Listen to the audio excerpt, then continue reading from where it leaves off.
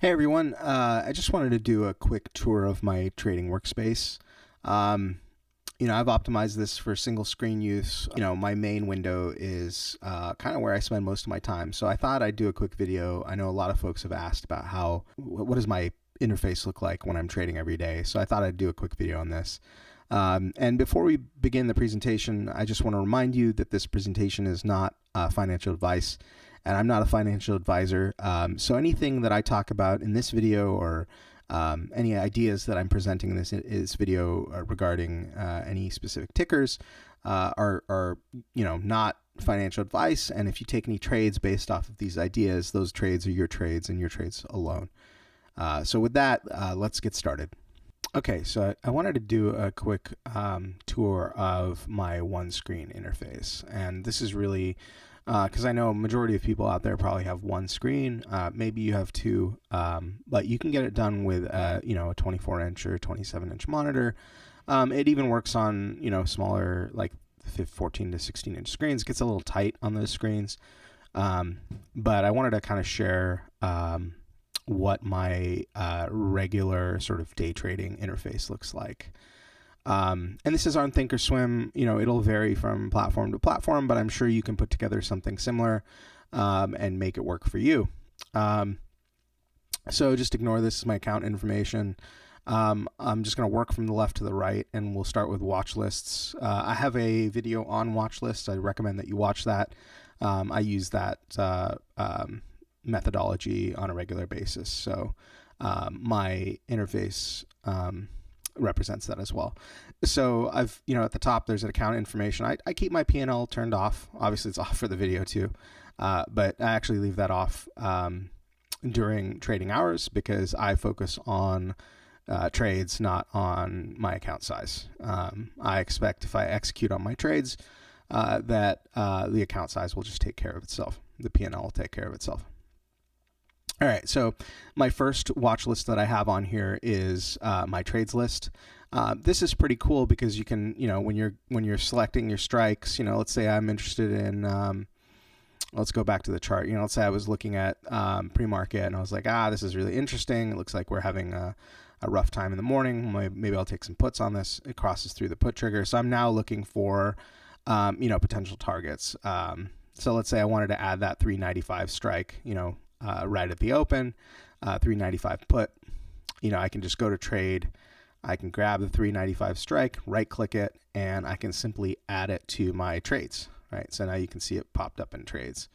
All right.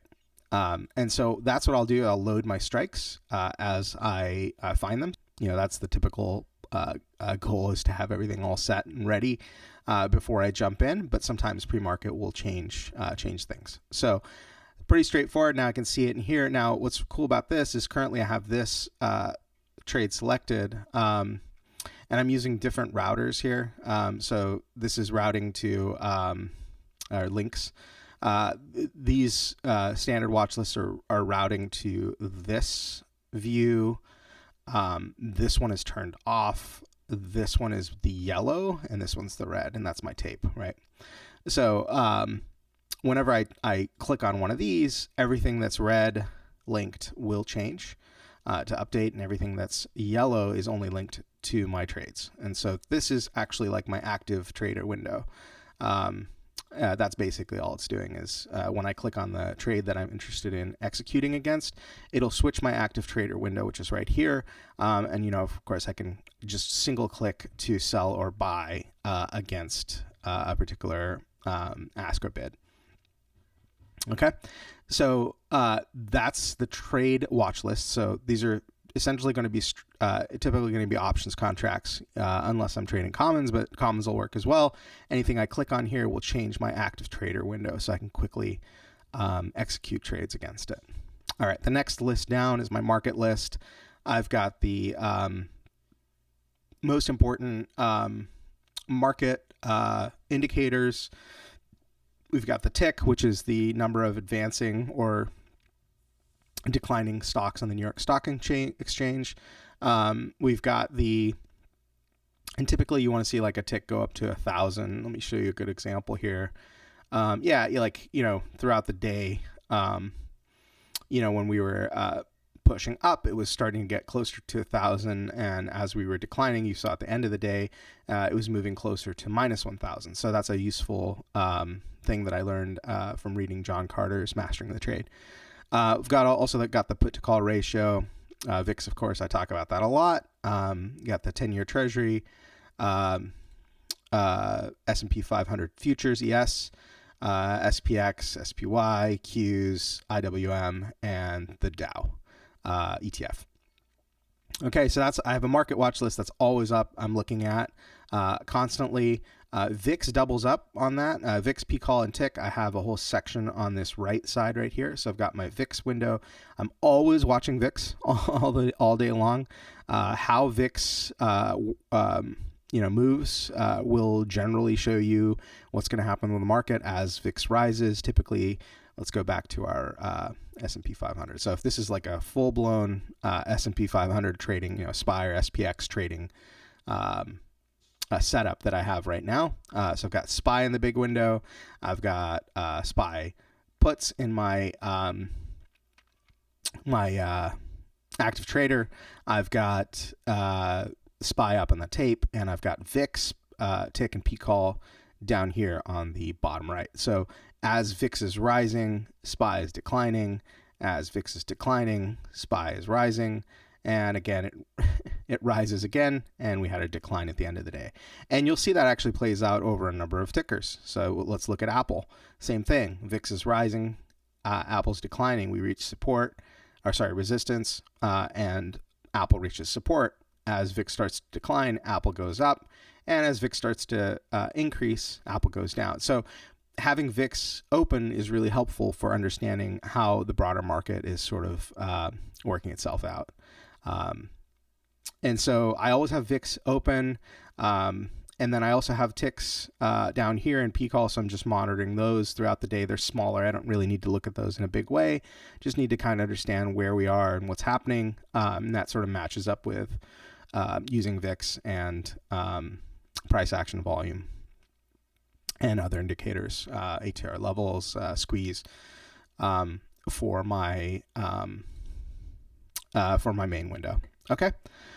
So that's really it. And then, I've got my watch list. I've got my work list. This has been cleaned. I'm actually going to start fresh today on this and come up with some new trade ideas. But that's really it. I've got watch lists on the left, main window that I'm doing, watching my price action in. I've got active trader. I've got the tape. I've got my market internals, VIX, tick, P-call. You can also add ADD or add vol. There's a whole bunch of other ones you can do. It's up to you. But I find that these are pretty useful for me on a regular basis. And then, of course, I've got the ability to transition between the various different modes. I have another video on that. Please take a look at that. And this is the flexible grid. You can manipulate this however you want. You just go into this little guy, customize grid, and you can add and remove windows to your heart's content if you're using thinkorswim. If you're using something else, I'm sure there's a similar way to do it. The last thing also, if I want a bigger chart, I can just click into charts. And this gives me a bigger view of things. Or if I want, I can always send this into 4. I can do a 4 grid, link these to, let's have them all linked to red.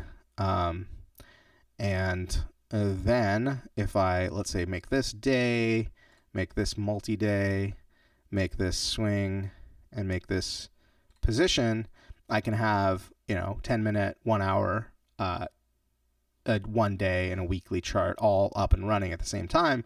So I can see, are we at key levels on different ATR levels? And then where are we in terms of bearish, bullish activity? You can see the trend labels are red. So that's another thing you can leave up if you want to, or you can keep it as just a large view.